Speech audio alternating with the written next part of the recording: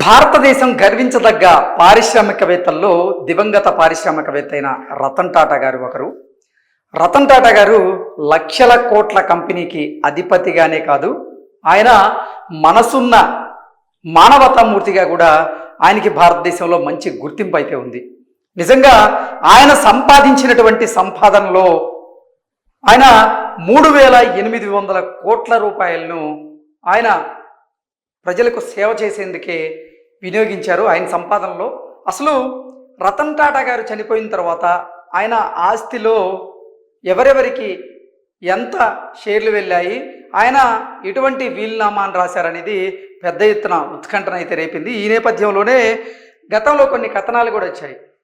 రతన్ టాటా గారి ఆస్తిలో ఆయన వీలునామా ప్రకారంగా ఎవరెవరికి ఎంత వెళ్ళబోతున్నాయనేది గతంలో కొన్ని వార్తలు అయితే చక్కర్లు కొట్టాయి. ఈ నేపథ్యంలోనే ఈరోజు కూడా రతన్ టాటా గారి ఆస్తికి సంబంధించినటువంటి అంశం మీద ఒక ఆర్టికల్ రావడం జరిగింది. ఆ ఆర్టికల్లో రతన్ టాటా గారు రాసినటువంటి వీలునామా ఇదే అనేటువంటి సమాచారం అయితే ఉంది. ఆ సమాచారాన్ని ఒకసారి మనం విశ్లేషణ చేసుకునేటువంటి ప్రయత్నం అయితే చేద్దాం.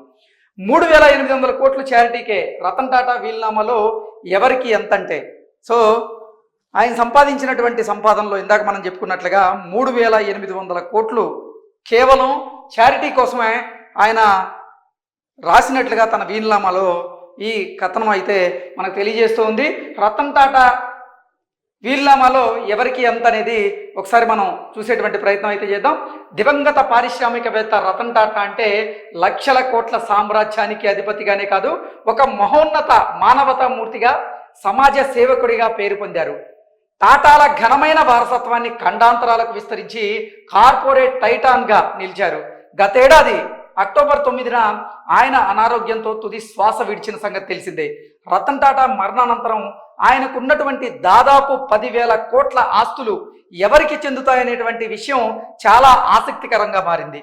అవన్నీ నెలకొల్పినటువంటి ఫౌండేషన్లకు, అలాగే సోదరుడైనటువంటి జిమ్మీ టాటాకు, తన సహాయకులకు, ఇతరులకు చెందుతాయని అందులో రాసినట్లుగా గతంలో వార్తలు వచ్చాయి. తాజాగా దీనికి సంబంధించినటువంటి మరో కథనం కూడా వెలుగులోకి వచ్చింది. ఈ కథనం ప్రకారంగా రతన్ టాటా తన ఆస్తుల్లో సింహభాగాన్ని చారిటీకే కేటాయించారట. మరి వీలునామాలో ఆయన ఎవరికి ఎంత ఇచ్చారో తెలుసా? ఇప్పుడు మనం తెలుసుకునేటువంటి ప్రయత్నం అయితే చేద్దాం. చారిటీకి 3,800 కోట్ల రూపాయలు ఆయన డొనేట్ చేసినట్లుగా ఈ వీలునామాలో అయితే ఉన్నట్లుగా ఈ సారాంశం. రతన్ టాటా ఆస్తుల్లో దాదాపు 3,800 కోట్ల సంపాదనను తాను నెలకొల్పినటువంటి Ratan Tata endowment foundation, endowment ట్రస్ట్కి కేటాయించినట్లుగా తాజాగా ఒక కథనం వెల్లడించింది. ఇందులో టాటా సన్స్లో తనకున్నటువంటి వాటాలు, ఇతర ఆస్తులు ఉన్నాయి. ఈ షేర్లను విక్రయించాల్సి వస్తే టాటా సన్స్లోని ప్రస్తుతం ఉన్న వాటాదారులకే అమ్మాలని ఆయన వీలునామాలో పేర్కొన్నట్లుగా సమాచారం. సో రతన్ టాటా గారి పేరు మీద ఉన్నటువంటి 10,000 కోట్లకు పైగా ఉన్నటువంటి ఈ ఆస్తులు ఏవైతే ఉన్నాయో వాటిల్లో 3,800 కోట్ల రూపాయలు కేవలం ఆయన చారిటీకే దక్కేలాగా తన వీలునామాను రాసినట్లుగా, అలాగే తరువాత అంటే రతన్ టాటా గారే నెలకొల్పినటువంటి సంస్థలు ఏవైతే ఉన్నాయో అంటే రతన్ టాటా ఎండోమెంట్ ఫౌండేషన్, అలాగే ఎండోమెంట్ ట్రస్టులకి ఈ 3,800 కోట్ల రూపాయలు సంపద ఆయన ఇచ్చినట్లుగా, తర్వాత టాటా సన్స్లో తనకున్నటువంటి వాటాలు కానీ ఇతర ఆస్తులు కానీ ఆ షేర్లను కనుక విక్రయించాల్సి వస్తే టాటా సన్స్లోని ప్రస్తుతం ఉన్న వాటాదారులకి అమ్మాలన్నట్లుగా ఆయన అయితే చెప్పడం జరిగింది. నెక్స్ట్, కుటుంబం సన్నిహితులకు మెజార్టీ వాటా.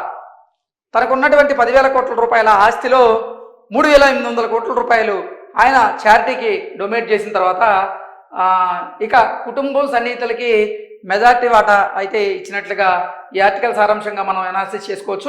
ఇక తన సవతి సోదరి మనలైనటువంటి సిరిన్ జజీబోయ్, అలాగే దియానా జజీబోయ్ పేరు మీద 800 కోట్ల రూపాయలు ఆయన రాశారంట. ఇందులో ఫిక్స్డ్ డిపాజిట్లు, స్టాక్స్తో పాటుగా ఖరీదైనటువంటి వాచ్లు, పెయింటింగ్స్ వంటి విలువైనటువంటి వస్తువులు కూడా ఉన్నాయి. రతన్ టాటా గారు ఎంత మానవతా దృక్పథంతో ఆయన ఆలోచిస్తారనేది దానికి నిదర్శనం ఇది. తన సవతి సోదరి మనలైనటువంటి సిరిన్, అలాగే దియానా, వీళ్ళిద్దరి పేరు మీద కూడా 800 కోట్ల రూపాయలు ఆయన ఈ వీలునామాలో రాశారు. ఇందులో ఫిక్స్డ్ డిపాజిట్లు ఉన్నాయి, దాంతోపాటుగా స్టాక్స్ ఉన్నాయి. వాటితో పాటుగా విలువైనటువంటి వాచ్లు, పెయింటింగ్స్ వీటిని కూడా వాళ్ళకి చెందేలాగా అయితే వీలునామాలు ఆయన రాయడం జరిగిందంట. నెక్స్ట్ టాటా గ్రూప్ మాజీ ఉద్యోగి అయినటువంటి రతన్ టాటాకు అత్యంత సన్నిహితుడైన మోహిన్ ఎం దత్తాకు కూడా 800 కోట్ల విలువైనటువంటి ఆస్తులు రాసినట్లుగా తెలుస్తోంది. రతన్ టాటాకు చెందినటువంటి జూహులోని బంగ్లా షేర్తో పాటుగా కొన్ని వెండి వస్తువులు, బంగారు ఆభరణాలను తన సోదరుడైనటువంటి జిమ్మీ నావల్ టాటాకు ఆయన కేటాయించినట్లుగా కూడా మనకు తెలుస్తోంది. అలీబాగ్లోని బంగ్లా 3 పిస్టోళ్లను తన ప్రియ మిత్రుడైనటువంటి మిహిల్ మిస్త్రీ పేరు మీద రాసినట్లుగా సదరు కథనం వెల్లడించింది. సో ఇక్కడ మనం చూసుకున్నట్లయితే తన సవతి సోదరిమణులకి 800 కోట్ల రూపాయలు, అలాగే రతన్ టాటాకి అత్యంత సన్నిహితంగా ఉండేటువంటి మోహినియం దత్తాకి మాత్రం 800 కోట్ల రూపాయల విలువైనటువంటి ఆస్తులు రాసినట్లుగా, అలాగే రతన్ టాటా సోదరుడైనటువంటి జిమ్మీ నావల్ టాటాకు ఆయన జుహులోని బంగాతో పాటుగా వెండి వస్తువులు, బంగారు ఆభరణాలు వీటన్నిటిలో కూడా షేర్ ఇచ్చినట్లుగా తెలుస్తూ ఉంది. నెక్స్ట్ అలీబాగ్లోని బంగ్లా 3 పిస్టోళ్లు తన ప్రియ మిత్రుడైనటువంటి మెహిల్ మిస్త్రీ పేరు మీద రాసినట్టుగా కథనం అయితే వస్తూ ఉంది. అలాగే మూగజీవాలను రతన్ టాటా గారు ఎంతలా ప్రేమించేవారో మనందరికీ తెలుసు. రతన్ టాటా గారు మరణించిన తర్వాత ఆయన పెంపుడు జంతువులు కూడా ఎంత దిగ్భ్రాంతికి లోనయ్యాయి అనేది ఆ రోజు మనం చూసాం కల్లారా. శునకాలను కూడా రతన్ టాటా గారు మర్చిపోలేదు. రతన్ టాటాకు మూగజీవాలంటే ఎంత ప్రేమో ప్రపంచానికి తెలియంది కాదు. వీధి శునకాల సంరక్షణ కోసం ఆసుపత్రులను కూడా నిర్మించారు. అంతేకాదు వీలునామాలోని ఈ పెంపుడు జంతువులను ఆయన వీలునామాలో కూడా మర్చిపోలేదు. వాటి సంరక్షణ కోసం 12 లక్షల రూపాయల ఫండ్ని ఆయన పక్కన పెట్టారు.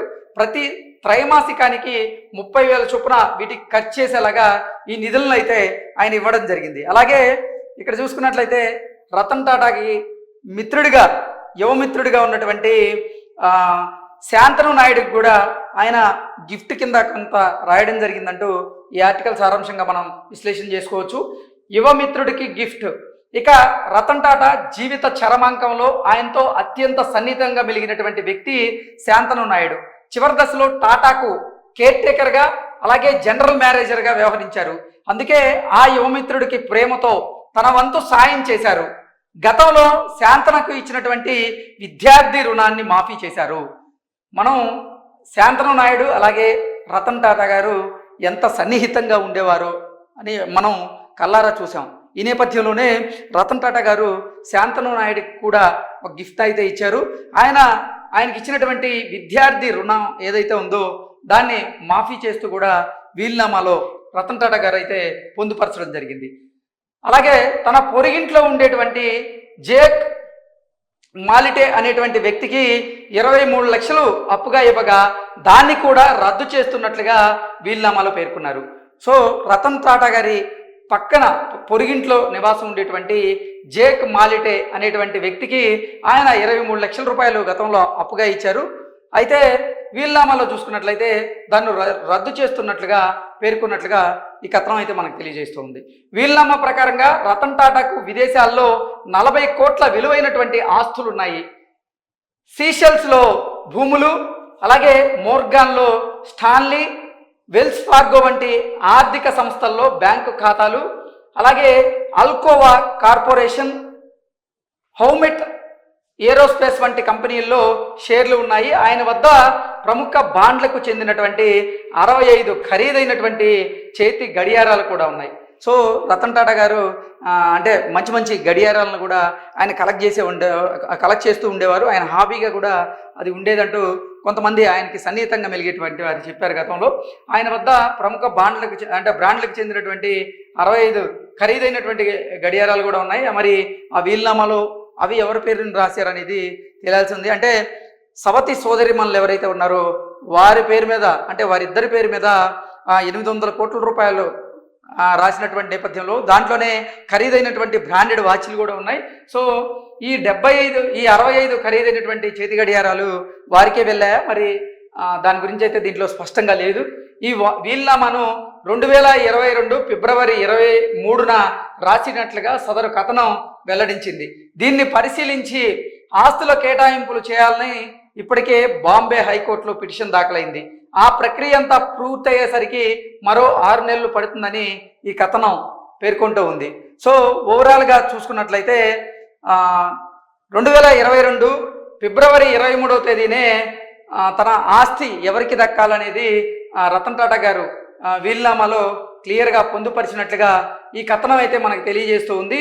రతన్ టాటా గారి పేరు మీద ఉన్నటువంటి దాదాపు 10,000 కోట్ల రూపాయల ఆస్తిలో 3,800 కోట్ల రూపాయల చారిటీకి, అలాగే మిగిలినటువంటి ఆస్తులు వారి బంధువులకి, వారి సోదరుల పేరు మీద, సోదరి పనుల పేరు మీద, అలాగే ఆయనకి అత్యంత సన్నిహితంగా ఉండేటువంటి మిత్రుల పేరు మీద, ఆ యువమిత్రుడి పేరు మీద, అలాగే తాను ఎవరికైనా అప్పిస్తుంటే దాన్ని మాఫీ చేస్తూ కూడా ఇలా రతన్ టాటా గారు తన పేరు మీద ఉన్నటువంటి ఆస్తి ఎవరికి దక్కాలని దాని మీద వీలునామాలో ఆయన క్లియర్గా పొందుపరిచినట్లుగా ఈ వార్త సారాంశంగా మనం విశ్లేషణ చేసుకోవచ్చు. Thank you so much.